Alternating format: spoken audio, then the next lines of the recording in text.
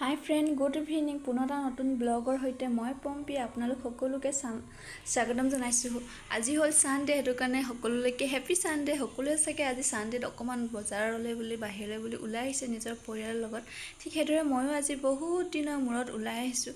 ওলাই অহা এটা কাৰণ আছে, সেইটো কাৰণে ওলাই আহিছোঁ। ওলাই আহিবলগীয়া হ'ল, কিন্তু মই এনেকৈ ওলাই আহিব নালাগে, মোৰ যিটো প্ৰব্লেম চলি আছে। তো ভাবিলোঁ অলপমান ওলাই যাওঁ, কাৰণ বহুত দিনৰ পৰা মই ৰুমৰ ভিতৰতে সোমাই আছোঁ, যাব পৰাই নাই ইফালে সিফালে। মানে গম পাইছে আৰু তেনেকৈ কোৱা কাৰণে কিবা এটা হৈছে নিশ্চয়, কাৰণ মই ঘৰৰ পৰা ওলাব নোৱাৰা এনেকুৱা এটা পৰ্যায় মোৰ চলি আছে।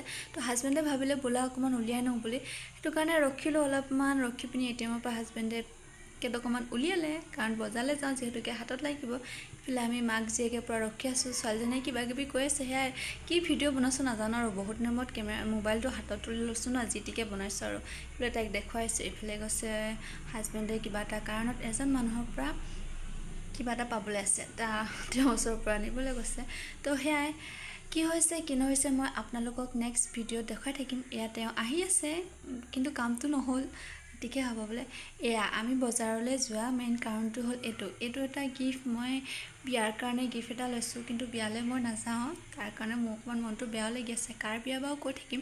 আৰু মোৰ গিফ্টটো কেনেকুৱা লাগিলে প্ৰথমে সেইটো জনাবলৈ নাপাহৰিব। বহুত দামী গিফ্ট দিব নোৱাৰিলোঁ, তো ক্ষমা কৰিবা। মই ভিডিঅ'টোৰ জৰিয়তে কৈ দিছোঁ, ভণ্টি যদি তুমি মোৰ ভিডিঅ'টো চোৱা প্লিজ বাক ক্ষমা কৰিবা। তোমাক ইমান এটা ডাঙৰ গিফ্টো দিব নোৱাৰিলোঁ, যিমানটো সামৰ্থ্য আছিল মই সিমানটোৱে দিবলৈ চেষ্টা কৰিলোঁ। আশা কৰোঁ মোৰ মৰমত দিয়া গিফ্টটো তুমি আলফুলেৰে ঘৰলৈ বুলি লৈ যাবা, যাতে মই এদিন ফুৰিবলৈ গ'লে মই দিয়া গিফ্টটোতে তুমি মৰমত বনাই দিয়া চাহকাপ খাবলৈ পাওঁ। এইফালে পূৰা পেকিং কৰি আছে, তো দেখুৱাই দিলোঁ কোনখন দোকানৰ পৰা ল'লোঁ। সন্ধিয়া সময়ত অকণমান ওলাই আহিলোঁ মনটো ভাল লাগিব বুলি, কাৰণ মনটো বৰ এটা ভাল নাছিল মোৰ, বিচনাতে পৰি থাকিব লগা হৈছিলে, সেইটো কাৰণে হাজবেণ্ডে উলিয়াই আনিলে। এইফালে অকণমান মায়ে শাক পাচলি বজাৰ কৰিবলৈ দিছিলে, আৰু এইখন দোকানৰ পৰা মোৰ হাজবেণ্ডলৈ এটা চাৰ্ট ল'লোঁ, যিহেতু বিয়ালৈ যাব। তেওঁ আকৌ বৰ মানে হেভি কোৱালিটি, মানে যি টিবোৰ কাপোৰ ভাল নাপায়, মই যিটো পচন্দ কৰোঁ সেইবোৰ পচন্দ নকৰে।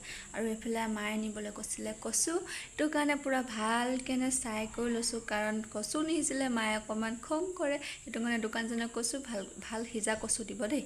আৰু এইফালে আমি ৰখি আছোঁ, হাজবেণ্ডে কিবা এটা কাৰণত আকৌ বেলেগ ফালে দোকানলৈ গ'ল।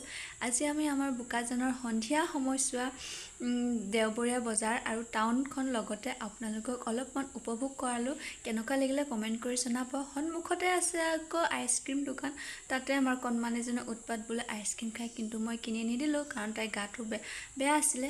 আৰু এইফালে ল'লোঁ ছোৱালীজনীলৈ এটা ফ্ৰক, কিন্তু মই বেলেগ ফ্ৰক পচন্দ কৰিছিলোঁ, তাই এইটোহে পচন্দ কৰিলে। তাইলৈ অকণমান শ্বৰ্ট হ'ল, কি ক'ব। আৰু এইটো এটা চাৰ্ট।